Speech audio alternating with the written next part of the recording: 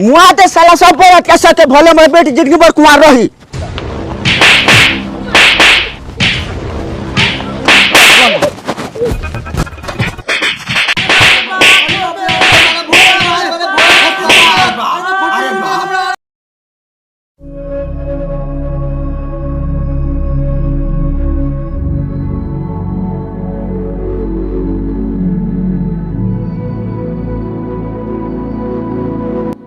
झगड़ा भेल कहला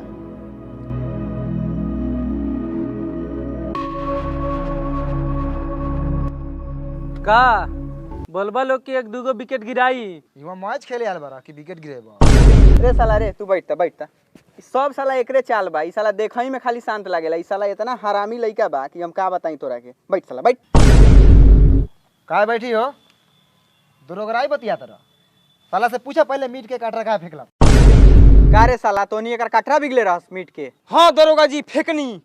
ई सरवा रस खाली काहे देवत रहे? हाँ देख लू झगरू महतो देख लू सारा गलती रउर भतीजा के बा। जब रसे देवे के रहे तब मीटवा काहे लाए रहे? ज्यादा लबर लबर मत बोला दरोगा साहब। हम मुखिया दरोगा के झाटो कुछ ना बुझले। आई सरवा गोरकी से भुवरी से पूछा इस सरवा सा हाथ से मीट काहे तो पड़े पूछा। का रे साला साहब तोनी बाप जन्म में मीट ना खैले रहलस का रे? खाइले न त कथी देखल जाओ मुखिया जी ये सब बात छोड़ू। हम लड़का तरफ से माफी मांगतनी लेकिन इस सरवा समझी से पूछू इस सरवा लेग पीस के जगह लॉन्ड पीस किया होता है। इतना हिसाब क्या हुई मुखिया जी? बताओ मुखिया जी समझे समझे मजाक ना होला। हम तो मजाक कैनी सुन लो चौधर महतो अगर समझनी रहती नु तो इतना बात तुम कोड़ो से कह लेती। तो का हम छोड़ देती? हम ये समझनी जी के मुंह में लेग पीस खिला देती। चल सरवा हमरा घर में मेहरारू बा चल देखा तान तो कैसे लेग पीस खिया वाला। चल हाँ चल चल चल चल। हाँ जा लोगन जा एक बेर और गार लिवा के आवा लोगन। दू बेर से मन ना भरल होई एक बेर और हो जाओ। देखा ना सराऊ के दोगलाई बतियाल हमरा चाची के हाथ से लेग पीस खाइन सराऊ। बैठ बैठ तोरी बहन करा के वही समय से तोनी के नौटंकी देख रहल बेटी। बैठ ना तो सब नहीं जाने के ये जिंगे धके धक धका दे। भरसक सरवाई हरलक सेतिया के जाने ले धक धका दी हम। ए बताओ भेल का रहे? है महाराज है सरवा से तनका मार मार ले बस हलाई चार गो बरियतिया मिलके। हैं ई सरवा हमरा चाचा के पूरा बाजा फाड़ देला मार के। देखू त रहुआ हमरा चाचा के एगो बाजा फूट गेल बा। हैं एगो बाबारन जिंदा। ई सरवा से बियाह करे आवता कि साला जंग लड़े आवता? पूछी साला से। बड़ी दौड़त करता। ओ अब के बुझाता ई हमर पापा के नाक के बासा छाती के बाती तुरला त ना बुझाएल। आए ता हमनी के हई नाटक करतानी। हमर साला करेजी चनका देलबा से आ हे कर बोल। हमर पेखाना के रास्ता जाम हो गेल बा। ओ अपना जीजा के आंखवा फोड़ल ई ना लौकता सरऊ यो बता द। मुखिया जी बोला ना जब दरोगा साहब ई सरवा से कौन मार कइले बा? कोनो के बाजा फाटल बा कोनो के करेजी चनकल बा। हौ सरवा के पैखाने नहीं खे उतरत। हाँ इस साला कोई था हमरा क्रेजी चमकल बा। सबसे बड़का साला हरामी ई बा। ई साला अकेले मिलकर मी सारा बापूत के मरले बा। छोड़ू मुखिया जी ओकरा के। हई देखू पैसा कमाए के एगो तरीका। हई देखी कितना लोग आज ट्रेडिंग करके लाखों रुपया कमाता। तो रहुओ कमा सकता नहीं IQ ऑप्शन के साथ ट्रेडिंग करके। हई देखी यहाँ पे रहुआ पहला साइन अप पर मिली 10,000 तक बोनस। यहाँ ग्राफ 1 मिनट में जहाँ जाई ओकर प्रिडिक्शन करके कमा सकता नहीं ढेर सारा पैसा। और हई देखी यहाँ वीडियो ट्यूटोरियल के साथ साथ बेसिक ट्रेडिंग मैजिक ट्रेडिंग और भी बहुत कुछ सीख सकता नहीं रहुआ। देखी मुखिया जी हम लोग के लाइव ही करके दिखावत नहीं 1 मिनट में ग्राफ कहाँ जाई।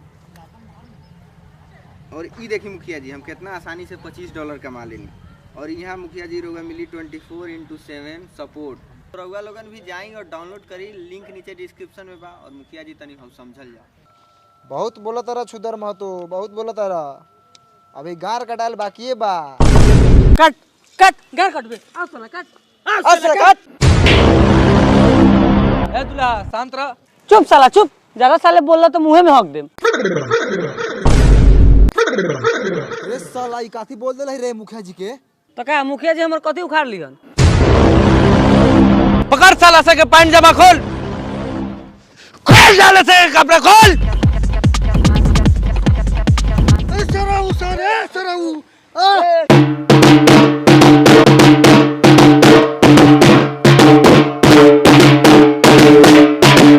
लगाओ साला से के मुंह मुंह में कड़िखा।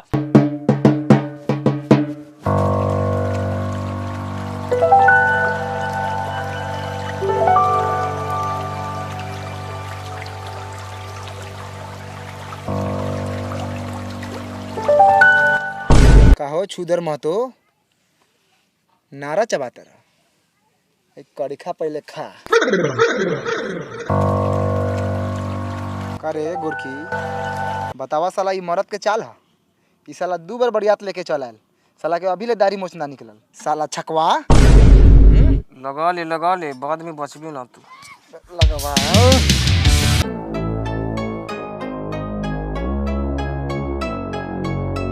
मुखिया जी। हाँ एकरा के कड़िखा लगावे के जरूरत नहीं खे, ई सरवा कड़िखे लेकिन बा। छोड़ दा, हई सरवा भुआरा के लगावा।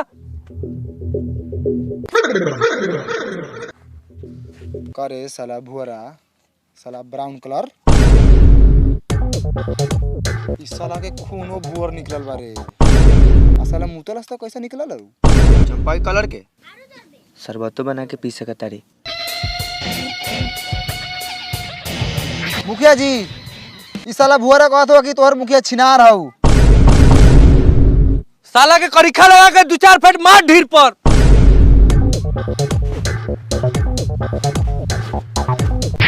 ढिट्टे ढीर फोड़ साला के। पेशाब के थैली फाड़ के दे।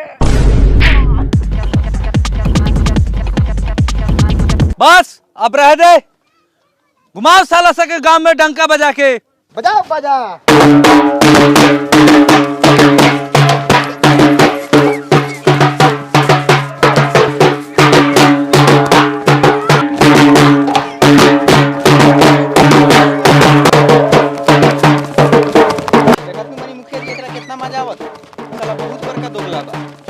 ठीक है नु बा, गांव में एगो हरामी लेके रहे के नु चाहिए, तबे नु बरतिया सब सुधरी।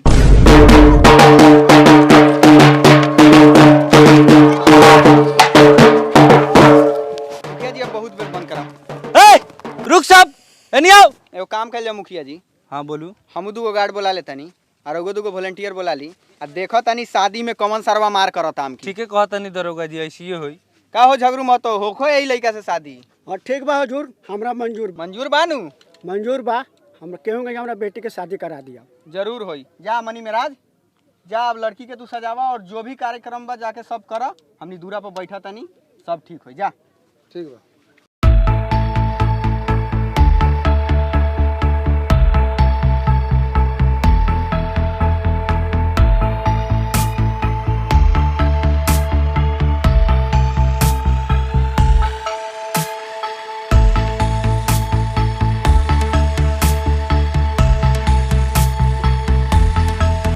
लेट कथी में बारे, जाके देख लड़की तैयार भेल कि ना भेल।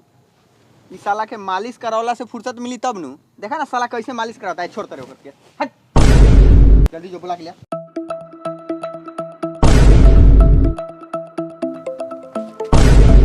देखत नु बनी मुखिया जी साला कितना ताव में गेल है। पंडित जी मंत्र चालू करू। ओम मंगलम भगवान विष्णु मंगलम गुरुदत्वज मंगलम कुंडलिकासा मंगला तनु हरे।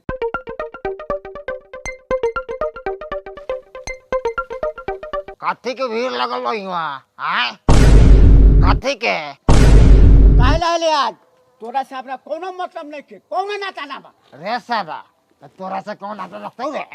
साला पियाक साला दिन रात साला के महुआ में थमा के साला टाइट रहलस। हाँ ऐसा साला ने हम तुम भी सुतलाल बढ़िया हो। डर वो खवत वाले बच्चे खिया साला एगो लइका रे ओका के तो टाल ले। आज मुखिया दरोगा हमर जात के पंचायती करत रहन कि एगो बिया नहीं होत आ मुखिया बनी हन। रे ई साला दौतुला कौन बारे? ए हमरे बापुआ बा। ई साला के नाम बताओ तो पहले, टेलवाई साला के। घोरपरास महतो। रे साला तोनी के घर में ऐसा नाम कौन धरो लौ रे? ए एकरे बापा नु रखले होते। साला एकरे नाम एगो ठीक बा घर भर में। हमरे पापा के साली हमर नाम रखले रहलवा। देखने लो साला के दोगलाई, ई सोच सोच मौसी नहीं के कह सकत। मौसी ना कहिलो। ओ चाचा हटाओ ना ओकरा के। साला वो लड़का बा साला साला एक नंबर के दोगला बा साला दोगला। ई साला के कितना बढ़िया के बरफ बेचवाओ रहनी है साला खराब लगल है।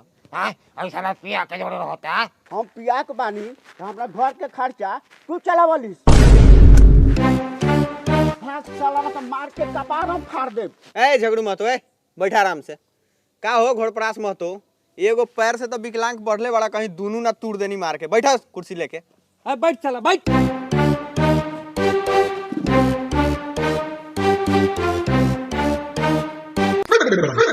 ए तू जाके देख सरे लड़की के काबिल जो लेके आओ। अगर रोसना चल।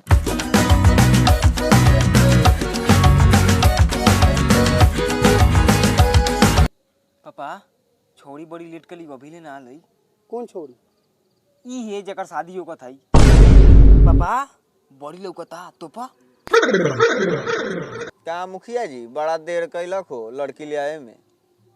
रुकी अगर फर पड़ गई साले के।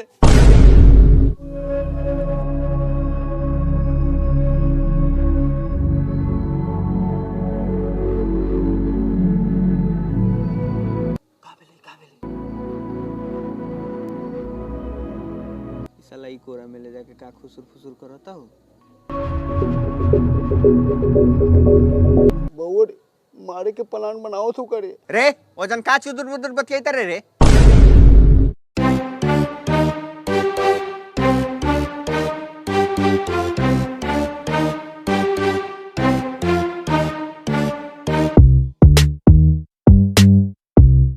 का हो छुदर महतो, तू चाहता रहा कि ब्याह ना हो को तो ठीक बा। हाई तू अपन भुअर और गोर लड़का लेके जा सकता रहा, कौनो रोक नहीं खे। काहे के बात छोरा, जा तो नहीं का पैंट जामा पहना आ यहाँ से निकला लोगन जा। का रे काहे जाओ? बड़ी दुख के साथ कहे के पड़ता कि लड़की मर गल का? मरल तो नहीं खे, लेकिन एगो बहुत प्यारा सा साफ सुथरा चिट्ठी छोड़ के गेल बारिन। हम झबरी कुमारी आदरणीय सुंदर महतो। रे एक मिनट, ई साला सुंदर महतो कौन बरे? हम बानी मिस्टर सुंदर महतो। दांत कम चियार आगे में पर। तो बड़ी दुख के साथ कहे के पड़ता कि हम फुदगुदी महतो के साथे सीतामढ़ी भाग गए बानी। तो हमारा भागे के कारण रहे लड़का पसंद ना रहे और लड़का के एगो आँख फूट गेल बा। रउआ हमरा के माफ़ कर दे हम सुंदर महतो। अगर माफ़ ना करम तो कोनो बात नहीं खे, हमरा तनको अफसोस ना होई। हम फुदगुदी महतो के साथ अपन जिंदगी बसावे जातानी। प्रणाम। खुश रह रे छिहत्तरी, खुश रह। तोहरे चलते हमनी के ई हालत भेल बा। तो बरतिया जी लोग हमनी का बहुत इज्जतदार आदमी बानी सा, बहुत लजा गेनी हमनी का, बहुत लाज लागल। तो रउआ लोगन इज्जत से जाल जाओ, का करो। अब ये तो मजा आयल, साला सब बड़ी दशा कर ले बारे दादा। अब तो हमरा लड़की चाहिए।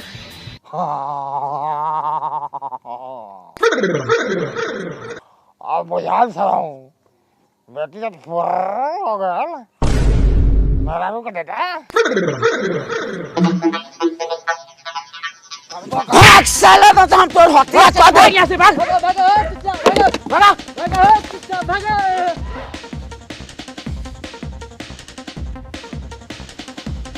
हाय साला मुखिया बहुत बेइज्जत कर ले बा साला। ले साला